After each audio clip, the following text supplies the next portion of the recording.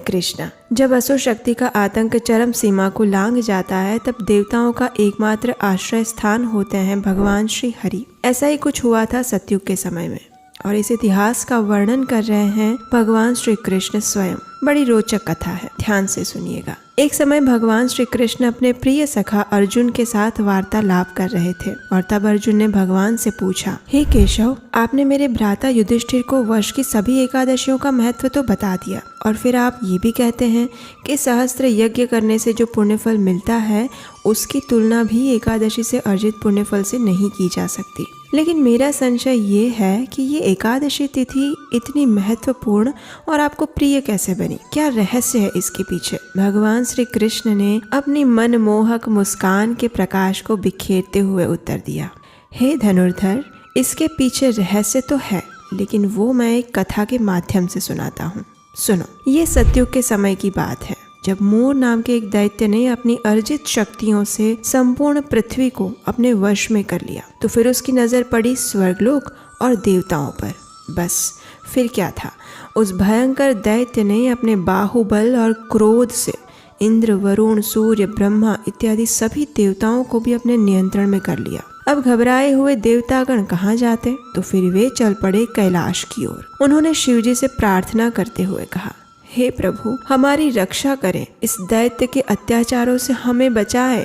उनकी आर्द्र वाणी सुनकर शिवजी तुरंत परिस्थिति की गंभीरता को समझ गए। शिवजी ने कहा, घबराइए मत, इस समय आपको भगवान श्री विष्णु के पास जाना चाहिए और वही आपकी समस्या का समाधान कर सकते हैं। तो बस फिर ब्रह्मा जी की अध्यक्षता में सभी देवतागण पहुंच गए क्षीर सागर में, जहाँ दूध के सागर की लहरों पर शेषनाग की शैया पर श्री हरि विराजमान थे।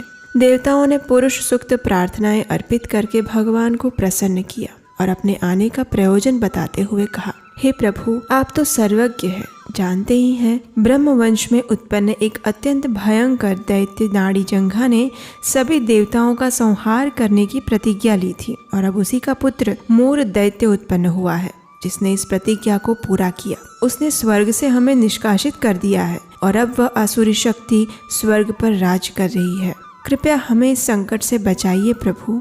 देवताओं की बात सुनकर श्री हरि को क्रोध आ गया और उन्होंने उसी क्षण देवताओं को आदेश दिया कि वे मूर दैत्य की नगरी चंद्रावती पर आक्रमण करें और वे स्वयं इस युद्ध का नेतृत्व करेंगे। बस फिर क्या था, भगवान की आज्ञा अनुसार सभी देवताओं ने मूर दैत्य के साम्राज्य पर आक्रमण कर दिया। असुरों ने देखा कि सभी देवता आक्रमण करने आ रहे हैं तो उन्होंने भीषण गर्जना करना प्रारंभ कर दिया। इस भयंकर गर्जना से सभी देवता इधर उधर चले गए, लेकिन पीछे से भगवान श्री नारायण आए। उन्होंने सभी दैत्यों का उसी क्षण संहार किया। तभी भगवान के साथ युद्ध करने के लिए मूर दैत्य स्वयं आ गया। दोनों के बीच देवताओं के 1000 वर्ष तक युद्ध हुआ। ना तो कोई हारा और ना ही कोई जीता। लेकिन बस अब इस दैत्य का अंत समय आ चुका था, क्योंकि अब भगवान एक दिव्य लीला करने जा रहे थे। अचानक भगवान युद्ध भूमि से अदृश्य हो गए और पहुंच गए बद्रिकाश्रम। वहां जाकर वे हेमवती गुफा में योग निद्रा में चले गए। अब मूर दैत्य भगवान को इतना आसानी से छोड़ने वाला कहाँ था। उसने भी पीछे पीछे गुफा में प्रवेश किया और योग निद्रा में स्थित श्री हरि पर प्रहार करने के लिए जैसे ही आगे बढ़ा, उसी क्षण बिजली की कड़कड़ाहट सुनाई दी। एक तेजस्वी प्रकाश पूरी गुफा में फैल गया और वहीं से प्रकट हुई एक दैदीप्यमान कन्या, जिसने मूर दैत्य के साथ भीषण युद्ध किया। पहले उसे निशस्त्र बनाया और फिर उसका गला काट के उसका संहार किया।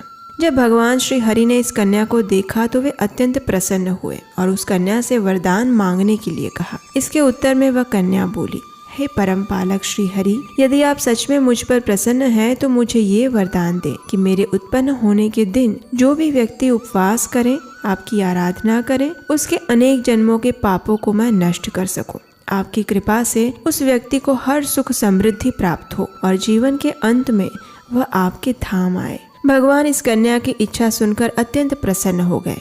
हे देवी, आप मेरी आध्यात्मिक शक्ति से मार्गशीर्ष मास के कृष्ण पक्ष में 11वें दिन उत्पन्न हुई हैं, इसलिए आपका नाम उत्पन्ना एकादशी होगा। जो भी व्यक्ति इस दिन निष्ठा पूर्वक व्रत पालन करेगा, उपवास करेगा, उसके सभी पाप नष्ट होंगे और अंत में आध्यात्मिक लोक की प्राप्ति होगी। कथा का समापन करते हुए भगवान श्री कृष्ण ने अर्जुन से कहा, तो इस प्रकार एकादशी तिथि उत्पन्न हुई और जो भी व्यक्ति इस दिन एकादशी व्रत का पालन करता है वह मुझे अत्यंत प्रिय है।